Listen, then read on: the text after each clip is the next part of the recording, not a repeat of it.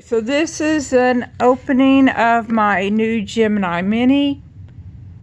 I just got this from Crafter Stash. I got a heck of a deal. I got it for just over $30. They're already out of stock on it, so you won't be able to get it for that price. But if you watch for good deals, you can certainly get one for $40 or close to that.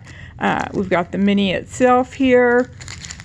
Then it looks like it comes with a plastic shim. I believe this one is for when you need that extra layer, and then the regular clear plastic shim folder that it has, and then an instruction book it looks like here, along with the packing that it had here to keep it safe. So that's the base unit, what all it comes with.